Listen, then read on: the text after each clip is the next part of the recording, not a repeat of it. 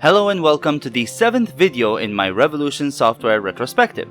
If you haven't watched any of the previous ones in the series, I suggest you at least watch the Broken Sword videos before watching this one. In my previous video, we talked about Broken Sword, the Sleeping Dragon, which was supposed to be the last game in what was meant to be the Broken Sword trilogy. However, the demand for a new Broken Sword by fans was overwhelming.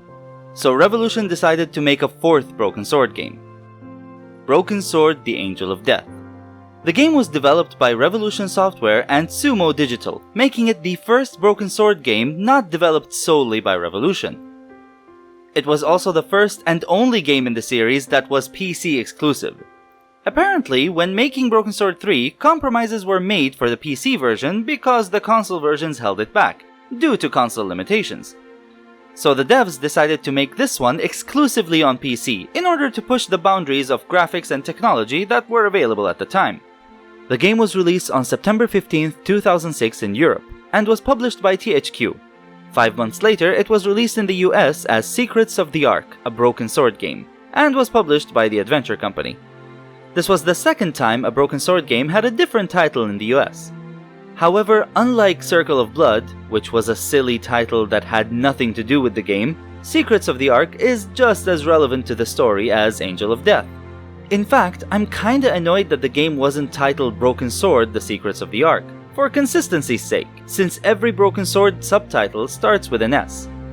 But I digress.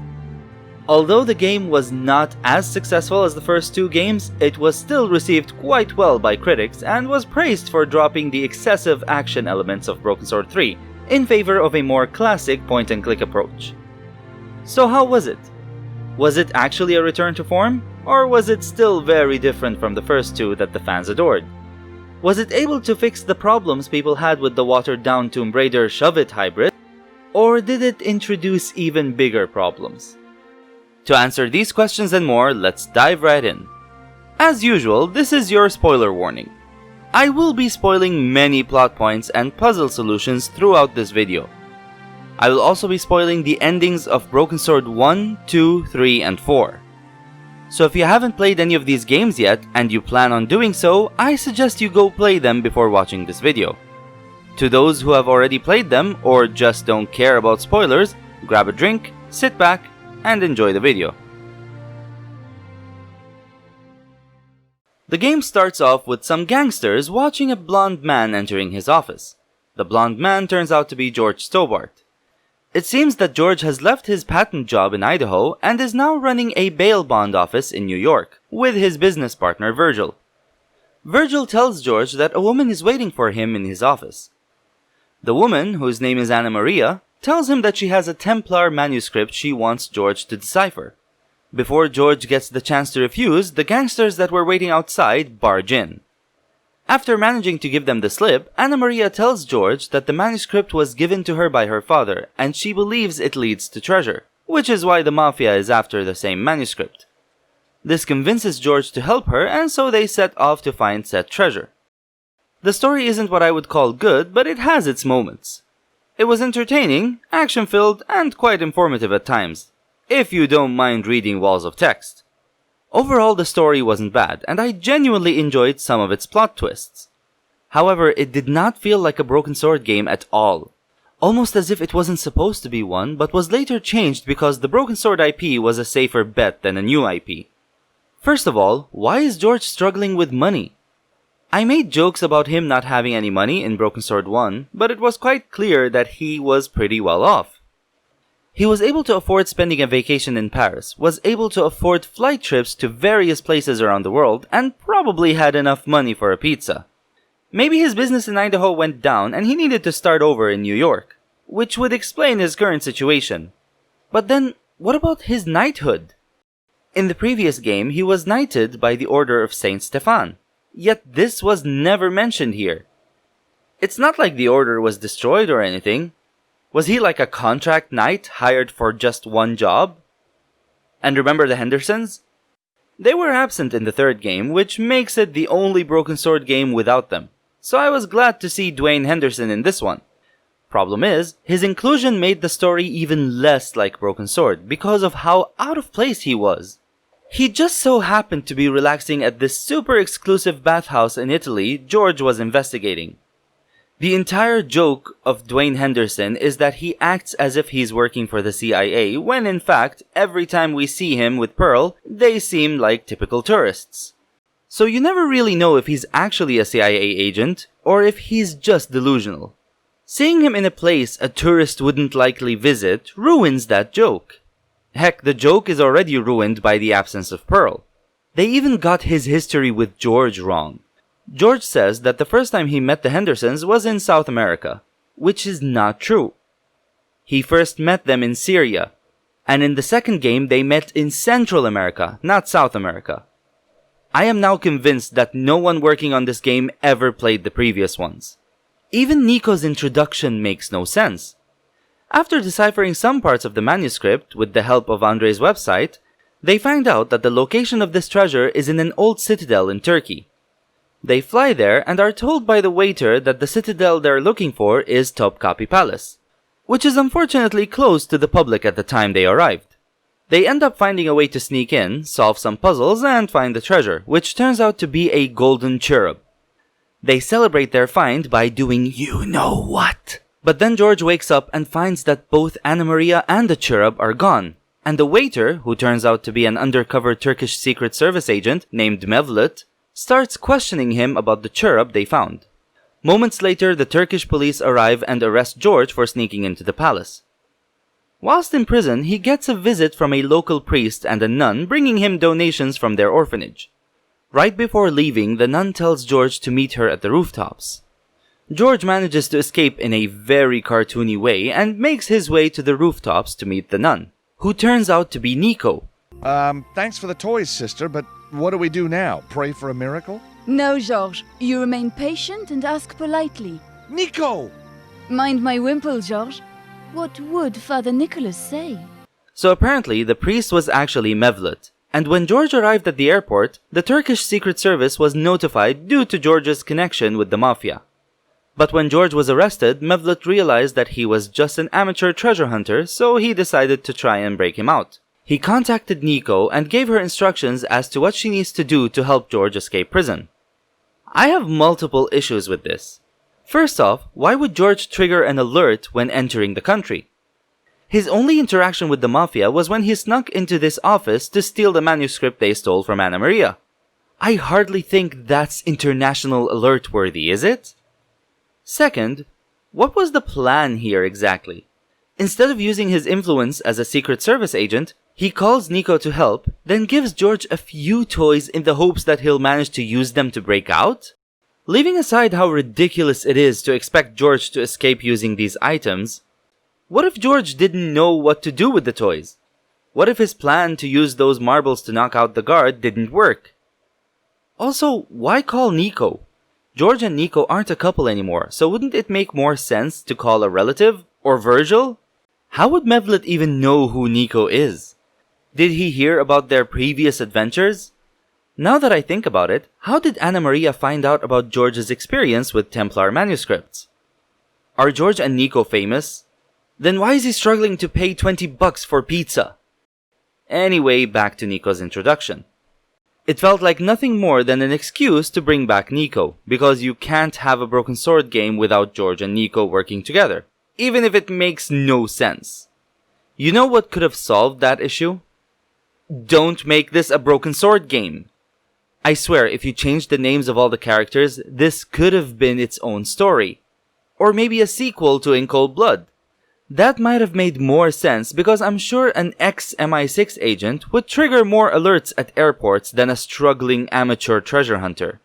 Coincidentally, this game does acknowledge In Cold Blood, but as an action movie rather than a video game. This has no bearing on the game's story and was only used for a couple of puzzles. However, I thought it was pretty cute. But I digress. The biggest two differences between this game and every other game in the series are the villains and the ending. Final warning. If you don't want the endings of the first 4 games spoiled for you, skip to this part. In Broken Sword 1, the villains are an order of Neo-Templars who plan to unify the world under one rule in the hopes of achieving everlasting peace. Although the Neo-Templars were a bit drastic, they weren't inherently evil. They truly wanted to solve the world's problems. At the end of the game, George and Nico managed to stop them and then have a moment together. In Broken Sword 2, the villains were quite cartoony and extremely one-dimensional. They felt less like Broken Sword villains and more like G.I. Joe villains. At the end of the game, George, Nico, and their friend Tiripoko managed to stop them and then have a moment together. In Broken Sword 3, the villains were a guy who'd be a good James Bond villain and the Grandmaster from the first game but with unlimited power. Both villains were quite silly and neither of them can be taken seriously. They were like the villains from a Dungeons & Dragons movie. At the end of the game, George and Nico managed to stop them and then have a moment together. In Broken Sword 4, however, the villains are two rogue members of the church who want to use the Ark to kill all non-believers. A bit grimmer than the comic villains of 2 and the cheesy villains of 3, don't you think? Even if we compared them to the villains of Broken Sword 1, they're still pretty dark. Sure, both of them think they know how to make the world a better place, but one of them wanted to unify the world, and the other wanted to kill millions of people. And how does the game end? Anna Maria takes a bullet for George and then dies within his arms. Then the credits roll. This is the most depressing ending in any Broken Sword game. Every other game in the series ended on a happy note. And honestly, I don't think it was earned. Anna Maria was barely in the game, and I feel like George fell for her way too fast. Bear in mind, I don't think this is a bad ending. I just feel like it would have been more effective if the relationship between George and Anna Maria was expanded upon. Instead of shoehorning Nico into the game, Anna Maria should have been George's partner throughout this adventure. That way, perhaps we would have felt a bit more sad about her death. But as it is now, the only reason I felt sad was because George felt sad. To those who skipped for spoiler reasons, the ending is a huge downer and it doesn't feel deserved, making its impact a lot less, well, impactful. I genuinely think making this a Broken Sword game has worked against it rather than for it. Because the story isn't bad, and maybe if it was called Secrets of the Ark and starred Blorge Snowbart and Blikol Snollard, people might have actually liked this game a lot more. Even the writing isn't half bad. Sorry, no tourists allowed in this week. Wait, you press? Yes. I'm a journalist. What paper? New York Times. They already signed in. I meant the Idaho Chronicle. They cancelled. Are you guessing? It has a certain dark comedy feel to it, which I quite liked. Hey, you, leave that clock alone. I was just admiring it. Ah, so you've had that new laser eye surgery, have you? Huh? The surgery that attaches your eyeballs to your hands? But I don't have... I get it. And the game can be very funny at times. The second my friend calls, I should be out of here toot sweet. The tooter the sweeter, I bet. Some jokes went on for a bit too long. Are the cutters safe? Oh, yes, they're safe. They're safe? Very safe. Are they safe? Well, no? No. No, they're not safe. They're not safe. No, they're dangerous. Dangerous. Very dangerous. So they are not safe. No, they're not safe. Not safe at all. I see. But are they safe? Yes, they're very safe. They are safe. Oh, yes, very, very safe. Good. Simple question, simple answer. That's all I needed. But for the most part, they're alright. 40 gig of music, George. 40 gig! That's 4 weeks non-stop listening. Now all I got is the Country Classic channel on your radio. But Country Classics is great. Thin ice, George, thin ice. The characters were also well written. And finally I realized you were just a treasure hunter. You figured right. A romantic profession. It appeals to my sense of drama. Well, most of them anyway. The gangsters were a bit too cartoony and quite cringe if you ask me. This is bad, Tony! This is nearly a screw-up! No way is this a screw-up! Yeah, maybe you're right. I found her bag. At least now we know where she's staying. Dumbass! We already know where she's staying! Other than that, I liked most of the characters in this game. Who's the shifty-looking guy upstairs? From your description, probably a guest. I especially liked Brother Mark, a priest in training who's a huge fan of action movies. So what other movies do you like?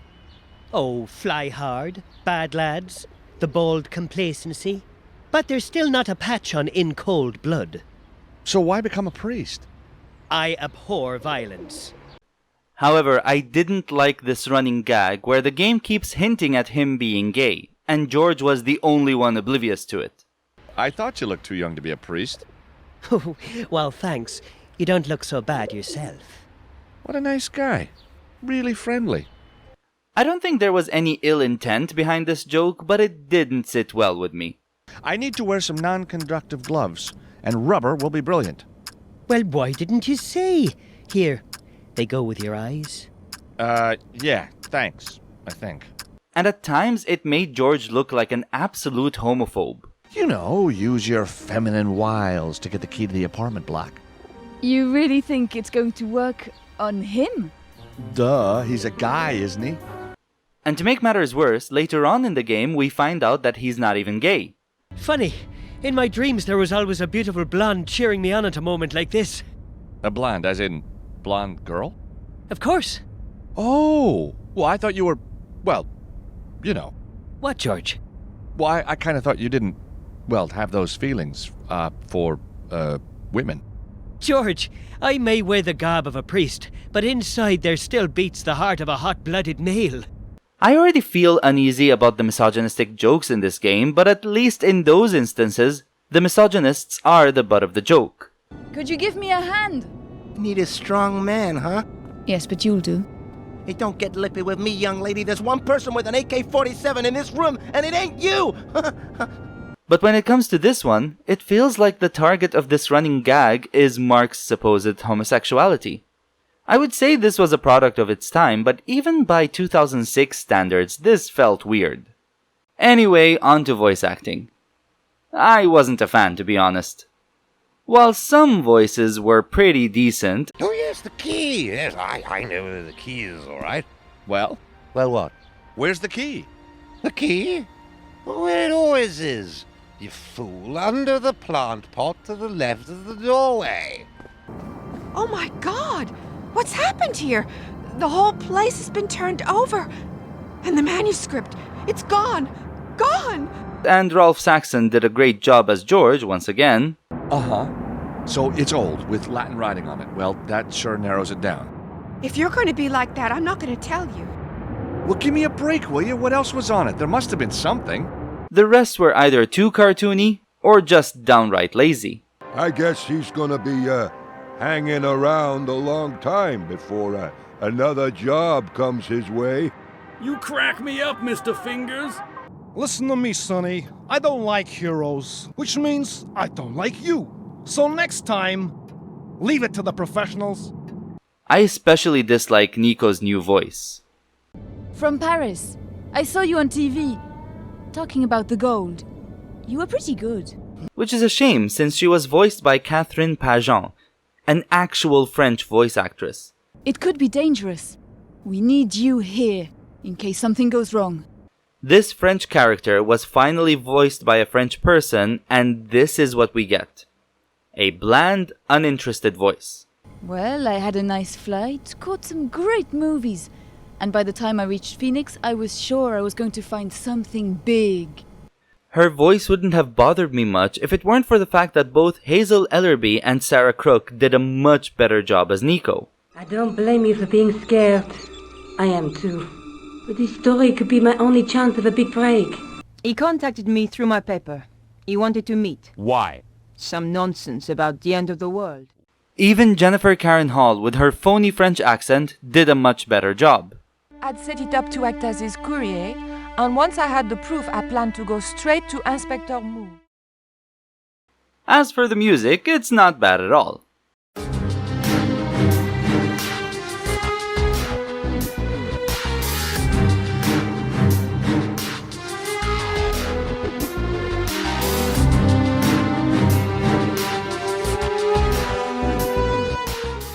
It's nowhere near as good as the music of Broken Sword 1 and 2, but it's a lot more memorable than that of Broken Sword 3.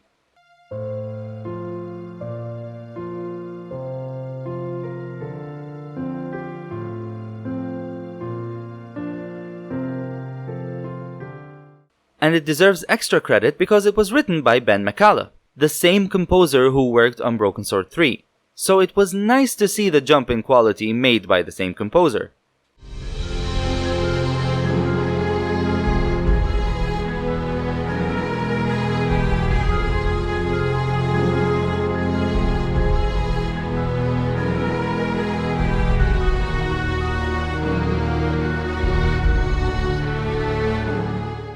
I especially love this track.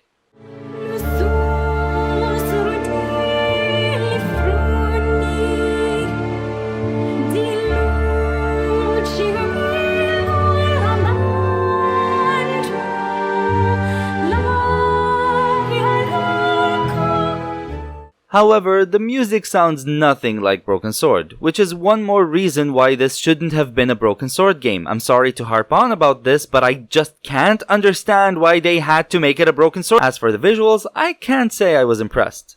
Apparently, the game was released exclusively on PC because they didn't want the PC version to be held back by console limitations. Let's be honest here. Does this look like a game that's pushing graphical boundaries of its time?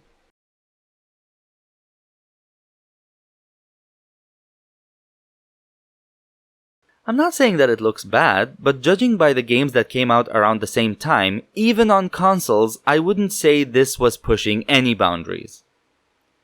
At least it looks better than Broken Sword 3, I guess, but seeing how it was released 3 years after that one, that should have been the bare minimum.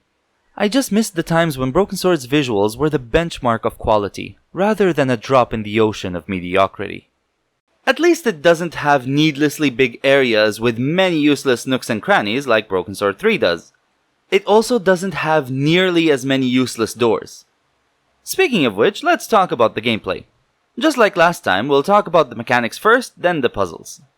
As far as mechanics go, the game has its issues, but for the most part, it's a huge improvement over Broken Sword 3. First off, the game relies on the mouse a lot more than it does on the keyboard. Even though you can use the keyboard to move around, you can also treat this game as a conventional point-and-click adventure by clicking on where you want to go. Well, most of the time anyway. So unless you want to run, you almost never need to use the keyboard. That being said, using both mouse and keyboard is the way to go in my opinion. You can use the keyboard for movement and the mouse for interacting with hotspots. The controls this time around are so much better than they were in Revolution's previous 3D games. I rarely had an issue with turning around, hitting walls didn't cause me to bounce off or to get stuck, and I never felt like I was fighting with the camera. That's not to say the controls are flawless though. For starters, I don't like how the character comes to a sudden halt if the mouse hovers over the inventory. You'd be surprised how easy it is to do that by mistake. Then there's the boring platforming from Broken Sword 3, which is made even more boring by the inclusion of mouse controls. So now, instead of pressing a button to jump, you just click on the platform you want to jump to. I just don't understand why Revolution thought Broken Sword needed platforming. It's boring, it's time-consuming, and there's zero challenge. What's wrong with just making a solid point-and-click adventure? Broken Sword 1 and 2 had zero platforming and they were great. The inventory system is just like the one in Broken Sword 1, where all your items are tucked away at the top of the screen. You still need to scroll through them, but at least now you have a bunch of items available at once rather than needing to scroll through them one at a time. Stealth is back, and although it's pretty annoying, at least it's not as bad as the stealth in Broken Sword 3, as there aren't anywhere near as many stealth sections.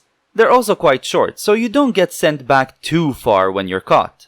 Deaths are also better here, as they are just as forgiving as the ones in Broken Sword 3, but without the intrusive QuickTime events, since the game doesn't have the button-related spaces the previous one had. Speaking of which, this is another big change for the better. When it comes to interacting with hotspots, the game uses a disc system similar to that of Curse of Monkey Island. You can either left-click on a hotspot and George takes the default action for said hotspot, or you can right-click on it and an actions disc will open up showing you all the actions that could be taken with this hotspot. If I had one complaint, it would be that sometimes the default action makes no sense. For example, in this part, you need to move this plant out of the way, but the default action was to inspect it. And George's remarks on it were just as generic as his remarks on all the other non-movable plants. Speaking of moving objects, I won't lie, the first time I had to move a box, my heart sank.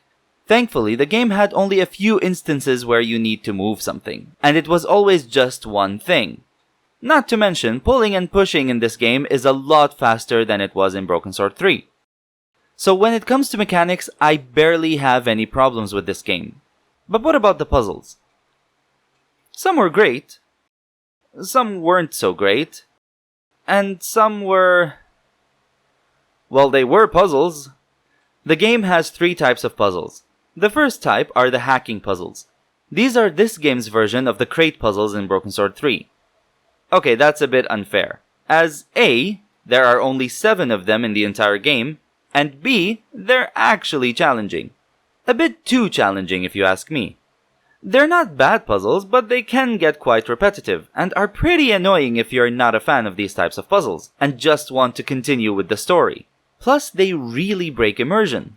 George gets this hacking software from Virgil, and the first time he uses it was to hack Andrei Lovinov's website, which I guess is believable. But in later parts, he hacks into this Turkish palace's security system to open a door, hacks into the Vatican servers to get the phone number of this wafer factory, and hacks into the US military's website to get field notes on how to defuse a bomb. Yeah, something tells me hacking into these servers shouldn't be as easy as solving a puzzle. The second type of puzzles are the manuscript puzzles. These are the puzzles that require using the manuscript as a clue to solve them. I genuinely love these puzzles. They're very challenging, and when you figure them out, you get a nice sense of accomplishment. And believe me, they're quite tricky, as there is no hand-holding here whatsoever. You get no hints, no nudges, no help, nothing. Just the patterns on the manuscript and the puzzle in front of you. There's a decent amount of these puzzles in the game, and they were a joy to solve. I just wish there were more of them. The only one I didn't like was the one where you have to walk over these tiles following a specific set of rules. I feel like this puzzle is incomplete, or there's a missing rule. I'm following the rules to a T, yet I keep failing. It's like something's not adding up, which is a shame because it was a decent concept for a puzzle. Perhaps I'm missing something, but I don't think I am. The third type of puzzles, unsurprisingly, are your average adventure game stuff, such as inventory-based puzzles and logic puzzles. Some of these puzzles are pretty much par for the course in a Broken Sword game, whilst others are... they're not. They're just not. They didn't always make sense, and some of them weren't well telegraphed, but at least they were a lot more fun and challenging than the ones in Broken Sword 3. One of my favorites was when I had to trigger the sprinklers in order to get this Elvis impersonating thug out of the way. You know that you can light this dry plant on fire, but he won't let you. He also doesn't like it when you try to open the window. But if you time it right, you can open the window whilst he isn't looking, which will result in him going to close it. Whilst he's closing the window, you can light the plant on fire, which will trigger the sprinklers and get him out of the way. Now you can finally enter the room he was guarding. That's how most of the inventory-based puzzles go. The only issue I have with them is that sometimes you need to actively show specific NPCs a specific item to progress. This issue was present in Broken Sword 1, but then was fixed in Broken Sword 2, where all the items you can talk about are available in the conversations. Granted, you only need to do this a few times, but if you remember in my Broken Sword 1 review, I argued that one time is one too many. This is bad game design, since if it happened once, you're gonna think it will happen again. So you'll try showing every NPC every single item you have. But it's even worse here. First off, in Broken Sword 1, all the items were right there when you're talking to an NPC. So all you have to do is click on them.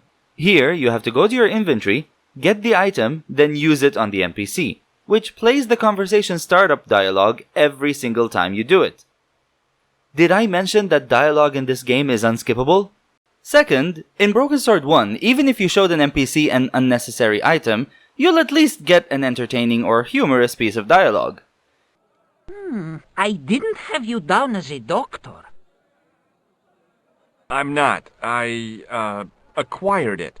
I didn't have you down as a petty thief either. I'm not. In this game, however, all you get is a generic line such as this one. That won't work here.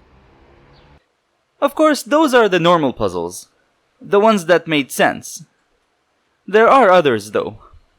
Puzzles that are so ridiculous, I can't even bring myself to believe that they are real. Take this one, for example. You need to enter this wafer factory, but the nuns there won't let you. In order to enter the factory, you'll need to distract this nun long enough to check her schedule. To do so, you call the factory, wait for her to answer the phone, then you'll check the schedule whilst she's gone. On the schedule, you'll notice that they're expecting the health inspector tomorrow. So can you guess what George does with that knowledge? I'll give you a couple of seconds to figure it out. Just try to imagine what you would do if you were in that situation. Done guessing? Well, if you guessed, he just tells the exact same nun that he's the health inspector without using any type of disguise other than speaking with a German accent, then congratulations. You're just as drunk as the devs were when designing this puzzle. Hello, Sister Angelica. You again. What is it this time? Right?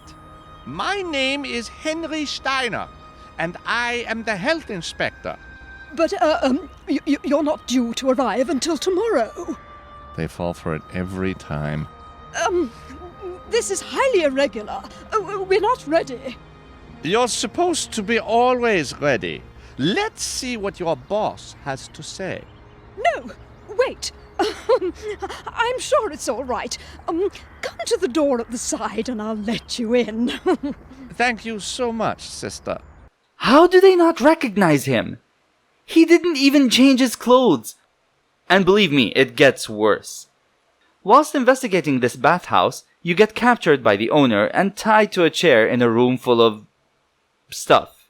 This stuff is all set up like a Rube Goldberg machine, where you need to activate a specific item to trigger a chain of events. The first set of events is already set up for you. The second set needs a couple of steps to set it up. Thing is, if you mess something up, you get knocked out, and when you wake up, everything is put back the same exact way it was, because this guy fixed it for you. What guy? Well, the guy in the box, naturally. Why is he there? I have no idea. And quite frankly, I don't want to know. All we know is that if you screw up, he resets the puzzle for you. At this point, this game is self-aware, and it doesn't care how ridiculous it gets. This is something I'd expect from a humongous entertainment game, not a broken sword game. And it still gets worse. There's this puzzle where you need to sneak into Topkapi Palace. Unfortunately, you can't do so because there are 2 guards patrolling the wall. They are patrolling the wall in a way that ensures at least one of them is facing your direction at all times. If the guard on the right is looking away, the guard on the left catches you, and vice versa. So how can you pass this part? One of the guards is resting his phone on the side. You can borrow it to get his phone number, then put it back. Now, you call him, he answers, then hangs up annoyed. This causes his patrolling pattern to change, giving you a chance to pass by. You had to call the guard to change his patrolling pattern. The first time I ever played this game, I actually uninstalled it after this puzzle. That's how angry I was at how ridiculous it is. I was already suspending my disbelief with the prison escape puzzle, where you had to use marbles to make this guard trip and fall so you can get the cell key. But this is where I draw the line. I wouldn't have minded these puzzles if I saw them in a game like Monkey Island. But in a Broken Sword game? And not just any Broken Sword game, but the one with the most grim ending in the series? That would be like designing a puzzle for a Gabriel Knight game where you use cat fur as a mustache to disguise yourself as someone who doesn't have a mustache, and thank goodness that's not a thing, right? Anyway, that's Broken Sword: The Angel of Death. Honestly, if it weren't for these ridiculous puzzles, this would have been a decent point-and-click adventure. It's not a great one, and it's definitely not a good Broken Sword one, but it's passable. It's certainly by the numbers, and it isn't a unique game by any means. But I kinda enjoyed my time with it, for the most part. Honestly, this is quite surprising. I was under the impression that this was the worst game in the series. However, I still think Broken Sword 3 was much worse. To be fair, I still wouldn't recommend it to fans of the series. However, if you're a fan of the genre and wouldn't mind playing a flawed yet decent adventure game, I think you could do a lot worse than this one. That's all for this video. If you enjoyed it, please consider subscribing and hitting that bell icon. Liking the video wouldn't hurt either. If you like this channel and you want to support it, you can do so on my Patreon page. Or if you're scared of commitment, you could buy me a coffee on ko-fi.com. Links are in the description. The Quite Serious baby is here now, and they are very grumpy, so every dollar counts. I hope you enjoyed this video. Thank you for watching.